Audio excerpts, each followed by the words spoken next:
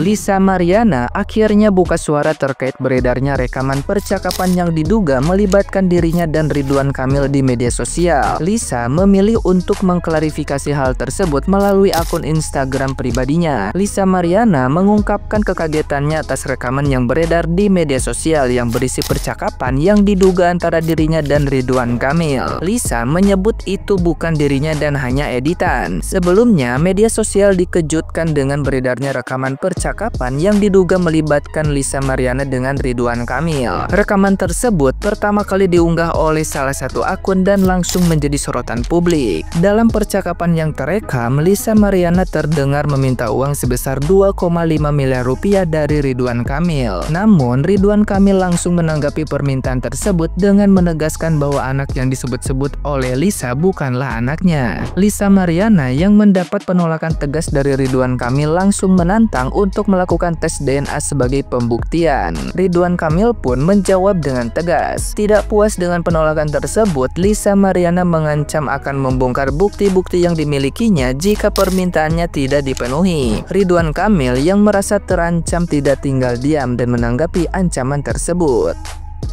Nah, gimana nih menurut netizen yang terhormat? Silahkan berkomentar ya.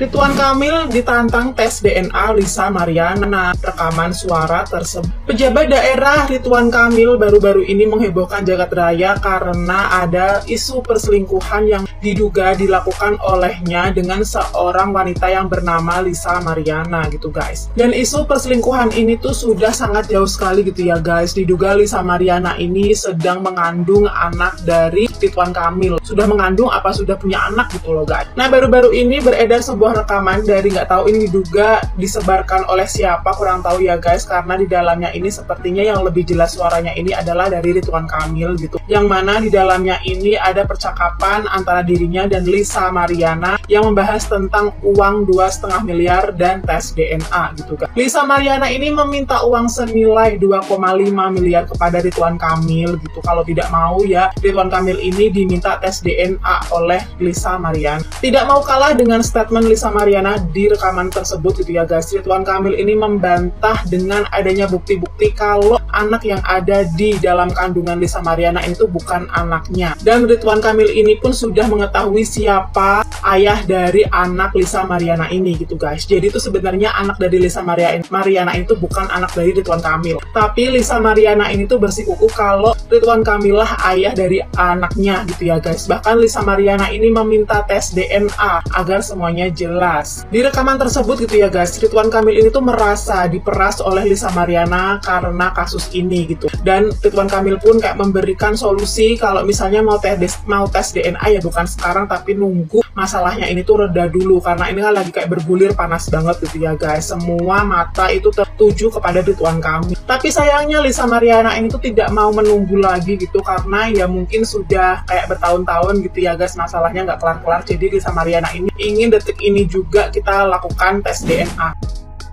Nah, ada dua hal menarik menurut saya dari rekaman yang diduga antara Ridwan Kamil dengan Lisa. Pertama adalah soal fenomena rekam-rekam percakapan melalui telepon. Ini sudah sering kali saya bahas ya. Dan kedua soal perjanjian tertulis tentang anak. Pertama soal merekam percakapan melalui telepon. Apakah ini legal atau tidak? Nah, di Indonesia guys, merekam percakapan tanpa izin pihak yang direkam bisa masuk karena Undang-Undang ITE pasal 32 ayat 1 yang mengatur tentang penyadapan ilegal. Tapi ada celah nih, jika rekaman ini dibuat oleh salah satu pihak dalam percakapan itu sendiri bisa jadi bukti dalam kasus hukum, terutama jika ada unsur pemerasan atau perjanjian yang mencurigakan. Tapi yang paling menarik kok belakangan ini makin seringnya ada bukti rekaman-rekaman yang bocor ke publik di media sosial. Dari pejabat, artis, sampai kasus-kasus sensitif. Ini menimbulkan pertanyaan guys, apakah ini bagian dari strategi untuk menggiring opini ataukah justru menunjukkan lemahnya kesadaran akan privasi di era digital? Nah, selanjutnya adalah perjanjian soal anak yang diduga antara Ridwan Kamil dengan Lisa. Menurut kalian perlu atau enggak sih guys? Nah, kalau menurut saya guys, kalau memang benar itu anak bukan hasil dari hubungan mereka berdua, kenapa ya butuh perjanjian? Bukankah yang paling sahih adalah rekam medis seperti tes DNA? Perjanjian ini menurut saya justru membuka lebih banyak spekulasi guys. Kalau tidak ada hubungan, kenapa perlu hitam di atas putih? Jika memang bukan anaknya, bukankah cukup dengan tes DNA tanpa perlu perjanjian tertulis? Ini malah terlihat seperti drama yang aneh untuk politisi sekaliber Ridwan Kamil ya guys. Alih-alih menyelesaikan masalah justru makin mengundang tanda tanya. Jadi kesimpulannya kasus ini bukan sekedar soal pribadi seseorang guys, tapi menurut saya menunjukkan fenomena yang lebih besar. Mudahnya penyebaran rekaman pribadi yang bisa jadi alat politik atau pemerasan. Kemudian kejanggalan dalam cara penyelesaian masalah yang justru makin membuat publik bertanya-tanya. Nah, menurut kalian apakah perjanjian ini menyelesaikan masalah atau justru menambah masalah? Buat Pak RK yang lagi kesandung kasus, gue sebagai netizen cuma mau bilang semoga masalah cepat selesai. Kalau Bapak memang salah, kalau memang Bapak benar, lakukan sesuatu yang menurut Bapak benar. Tapi kalau memang Bapak yang salah, Bapak harus secara gentle untuk bilang kalau memang itu kesalahan Bapak. Dan poin terakhir adalah semoga Pak RK bukan menjadi alat politik untuk membiaskan suatu kasus yang lagi ramai dibincangin publik. Karena kalau memang Bapak menjadi alat politik untuk membiaskan suatu kasus, menurut gua politik kejam banget sih. Masuk berita ke Ibu Plofrem. Ini aduh, kau pikir Lisa itu apa? Gampang kali disogok 2,5 miliar buat diam aja. Kacau kali. Kalau memang RK merasa bersih, ngapain sampai harus nyuruh orang untuk bayarin biar nama dia dibersihkan? Ini perempuan udah berani buka suara, kasih bukti chat pula. Ini bukan cari sensasi, tapi keberanian. Masyarakat jangan main tuduh sembarangan lah. Belum tentu yang diam itu suci, dan belum tentu yang bersuara itu salah. Justru dia ini mungkin satu-satunya yang jujur, karena nggak bisa dibungkam sama duit. Jadi jangan kau remehkan perempuan cuman karena dia model majalah dewasa. Kadang yang kalian anggap lemah itu justru paling berani buka borok orang-orang yang pernah berkuasa. Masih berkuasa nggak ya? Penilaian aku guys tentang perselingkuhan yang terjadi seliweran yang lagi rameh ini ya kan. Kalian tim yang mana? Kalau aku sih tim Pak RK.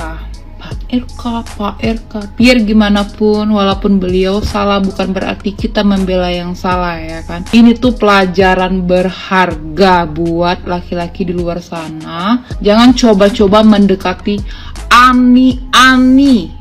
Nih, ini tuh pelajaran berharga banget buat orang yang penting kehidupannya, yang merasa dia punya value, yang dia merasa punya usaha, yang merasa dia punya harga diri ya kan. Jangan sekali-sekali ketemu dengan Ani ataupun ngapa-ngapain sama Ani walaupun cuma sekali. Nggak boleh.